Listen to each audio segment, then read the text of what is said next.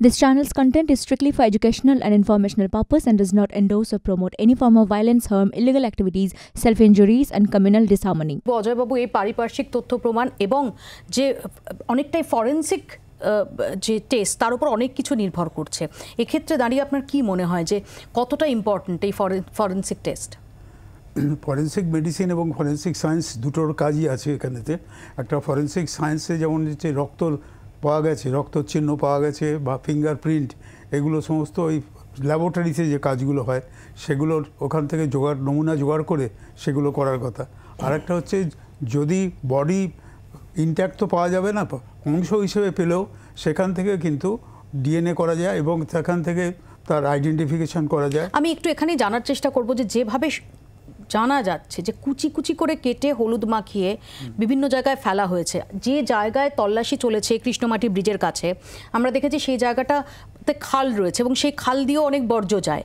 এরকম জায়গায় যদি ফেলা হয় তাহলে সেই দেহাংশ 11 দিন পর দেহাংশ কি পাওয়ার সম্ভাবনা থাকছে?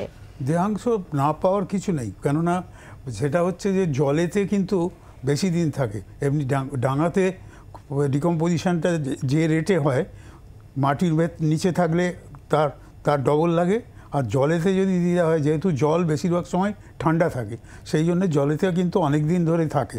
প্লাস হচ্ছে জলেতে যদি যে জলেতে যাচ্ছে তার কাছাকাছি যদি ফ্যাক্টরি বা কিছু থাকে, সেখানে যদি ওই ইনসেকটিসাইড বা প্রিজারভেটিভ ইউজ হয়ে থাকে তাহলে সেই প্রিজারভেটিভের জন্য প্রিজার্ভ হয়ে যাবে অনেকটা। বাগজোলা খালে যেটা থাকার সম্ভাবনা যথেষ্ট বেশি, তা সেই জন্যে সেটাকে যদি প্রিজার্ভ করে রাখা যায়। এবং এছাড়া হচ্ছে প্রথম হচ্ছে ডিএনএটা করার জন্য যা যা জিনিস দরকার, যদি একটা ইনট্যাক্ট দাঁত থাকে, একটা ইনট্যাক্ট যদি হাড় পাওয়া যায়, মানে এই হিউমারাস হোক আর রেডিয়াস হোক আলনা হোক, তার মধ্যে যে ম্যারোটা আছে সেই বোন ম্যারো আছে, সেটা যদি পাওয়া যায় তাতে অনেক ডিএনএ পাওয়া যায়। হাড়ও ছোট ছোট করে কাটা টুকরো টুকরো করা হয়েছে। এই জন্য হাড়গুলোকে কীভাবে করেছে, হাড়গুলোকে টুকরো টুকরো করেছে না করেছে, টুকরো করলে একটু সম্ভাবনা কমে যায়, কিন্তু দাঁতের থেকে করা যায়, টুথ পাল্প থেকে ডিএনএ করা। আমার এখানে জিজ্ঞাসা যেভাবে আমরা এখনো পর্যন্ত যা মোডাস অপারেন্ডি দেখতে পাচ্ছি, যদি সত্যি কুচি কুচি করে মাংস কেটে এবং হাড় টুকরো টুকরো করে প্লাস্টিকের প্যাকেটে করে নিয়ে গিয়ে জাস্ট আবর্জনা ফেলে দেওয়ার মতো করে ফেলে দেওয়া হয়, সেক্ষেত্রে তো কোনো নির্দিষ্ট শেপও পাওয়া যাওয়ার কথা নয়। মানে ওটাই যে দেহাংশ সেটা আইডেন্টিফাই করাটাও তো খুব ডিফিকাল্ট হবে না।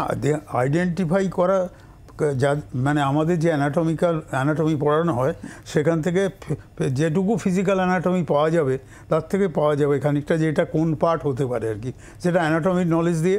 এবং এই ক্ষেত্রে অ্যানাটমির স্পেশালিস্টকেও ডাকা উচিত, তাকেও দেখানো উচিত। প্লাস হচ্ছে এই যে জিনিসগুলো রয়েছে সেদিকে বডিগুলো কোন কোন পার্ট হচ্ছে পরে এক জায়গায় জড়ো করে, যদি একই স্টেটের মধ্যে হয় এক জায়গায় ক্রমশ পরপর সাজিয়েও অনেক সময় এস্টাবলিশ করা গেছে। আমরা স্পষ্ট না জানলেও তদন্তকারীদের সূত্রে যেটা জানা যাচ্ছে সেটা কিন্তু আরো ভয়ঙ্কর। আমি আবারও শব্দটা ব্যবহার করছি, কিমার মতো কুচি কুচি করা হয়েছে। না, সেটা হচ্ছে তার ছবিটা পেলে বলা যেত যে কিরকম করা হয়েছে আর কি। সেটা এখন পাওয়াই যায়নি, তার হদিশই পাওয়া যায়নি। না যেখানে যেখানে ফেলেছে যদি পাওয়া যায়নি এখন, না এখনো যদি পাওয়া যায়, কেননা এর মধ্যে আবার হচ্ছে মাংস কুচি কুচি করলে পরে কুকুর শিয়াল তারা এগুলো টানাঝাড়া করে খেয়ে নেবে। এবং যে চামড়া, সেই চামড়াটাকে পুরো আগে ছাড়িয়ে নেওয়া হয়েছে। হ্যাঁ, চামড়া ছাড়িয়ে নিলে একমাত্র চামড়ার রং দেখা ছাড়া আর কিছু পাওয়া যাবে না সেই সাধারণত। কিন্তু চামড়া ছাড়িয়ে নিলে যেটা হয় অনেক সময় ওই যে হেয়ার ফলিকল এক্সেট্রা থাকে, সেখান থেকেও কিন্তু ডিএনএ করা সম্ভব, ব্লাড গ্রুপ করা সম্ভব। সেটার জন্য যেটা খুব জরুরি সেটা হচ্ছে দেহাংশ খুঁজে পাওয়াটা। বাংলার আওয়াজ, বাঙালির আবেগ, জি 24 ঘন্টা।